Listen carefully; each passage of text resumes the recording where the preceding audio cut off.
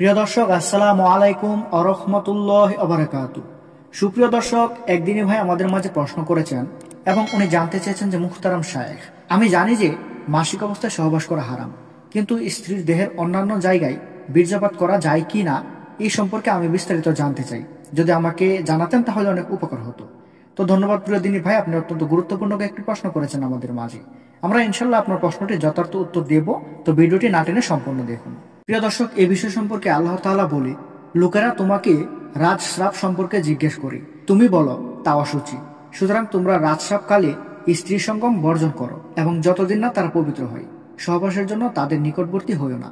অতঃপর যখন তারা পবিত্র হয় তখন তাদের নিকট সেইভাবে গমন করো যেভাবে আল্লাহ তোমাদের আদেশ দিয়েছেন।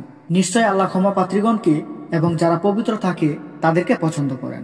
আর মহানবী সাল্লাল্লাহু আলাইহি সাল্লাম বলেন, সঙ্গম ছাড়া সবকিছু করো, তবে সতর্কতার বিষয় যে নিষিদ্ধ জায়গায় আশেপাশে থাকতে থাকতে যেন উত্তেজনার চরম মুহূর্তে সেই জায়গায় প্রবেশ না হয়। আল্লাহর রাসূল সাল্লাল্লাহু আলাইহি সাল্লাম বলেছেন, পাপ আল্লাহর সংরক্ষিত চারণভূমি, যে ওই চারণভূমির ধারে পাশে চড়বে সে অদূরে সম্ভবত তার ভিতরে ছাড়তে শুরু করে দিবে।